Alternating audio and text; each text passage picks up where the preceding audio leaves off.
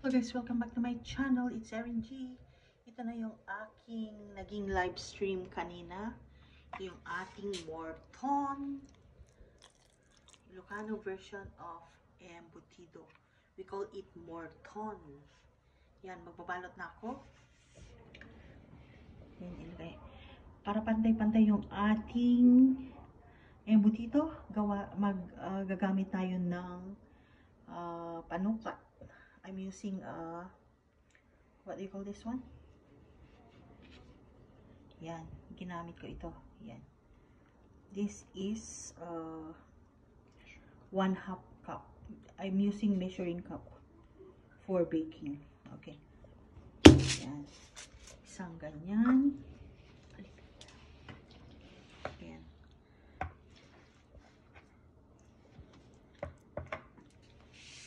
Yan.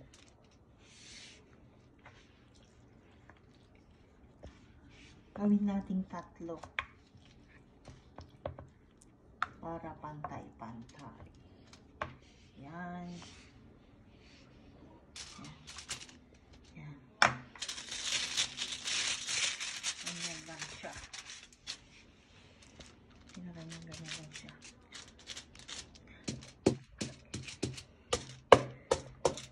Our embutido in Ilocos don't put eggs, or we don't add eggs or sausages. It's simply like this. A mixture of ground pork and ingredients. The one I put. I think this is enough for one.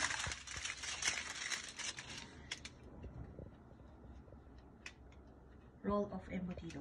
Yan. Okay, I'll start rolling now. Okay. Ginagayan ko lang siya. Ginagayan ko lang siya. Ayan. Magkabilaan yan. Then, sa other side naman. Ginagayan ko siya. Para pangkalsilang na ganyan. Ginagayan ko rin siya. Ayan.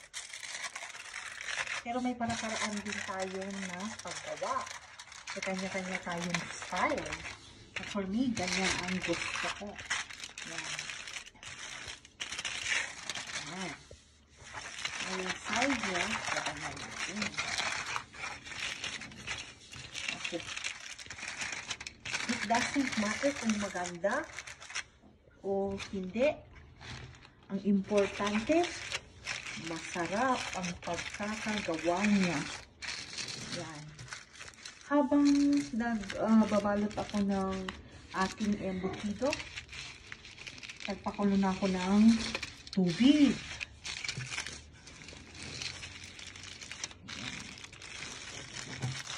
Yan yung ating embutido.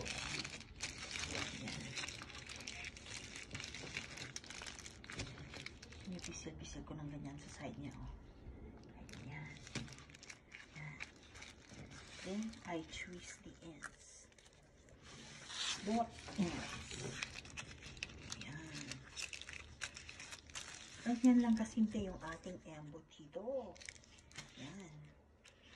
Ayan. At this time, pinapakulo ko na yung aking steamer. Tapusin ko muna lahat yung ating pagbabalot. Then, saka ko i-steam.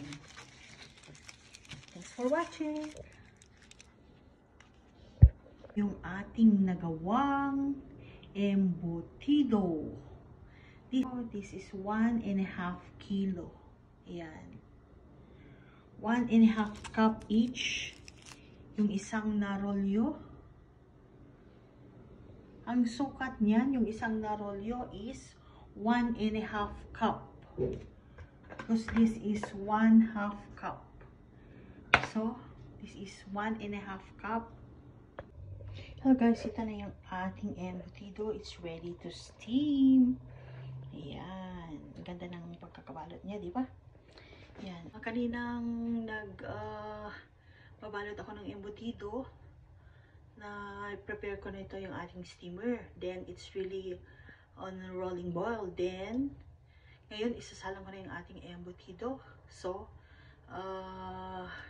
inilower ko yung setting ng heat niya. Yan, huwag masyadong, makulo. Kasi magugulat yung ating embutido. Then, makukuha yung forma niya. Then, we don't want that. Okay, ayan. Kaya, very low yung heat niya. Ayan, nausukan na kayo. Oh my gosh. Yan. Layo ko muna yung ating kwan. Then, lagay na natin yung ating embutido. Ayan. Tinanggal ko muna yung steamer niya, yung lalagyan ng embutido. Ayan. Nilagay ko. Ayan. Muntik nang di magkasya yung ating embutido. Pinisil-pisil ko. Oh my God. Kakaloka. Ayan. Ayan. Ayan. Ilagay na natin sa ating steamer. Pakukulaan natin o steam natin ito ng about an hour hanggang maging firm yung ating embutido. Siyempre, check natin yan through touching. Okay? Okay. Lagay ko na yung ating embutido. Okay? Steam na natin yung ating embutido. Yung ating embutido na doon nakasalang na. Yan. We need to cover and wait for an hour until done. See you later. Yay! I'm excited with the embutido. Okay, after an hour, i-check na natin yung ating embutido. Ayan. Pwede nang kainin yan. Or palalamigin ko muna. Then, saka ko ilalagay sa freezer. Then, kinabukasan, pwede nang iprito. Using a sharp knife. Actually, this is a bread knife. Yan. Dahan-dahan nating slice.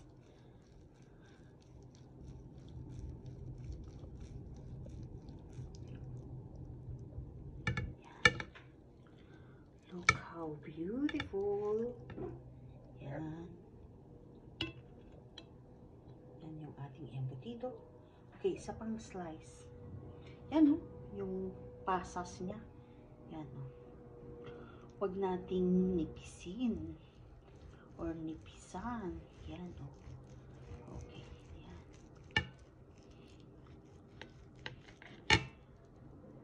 Yan, ang ating embutido.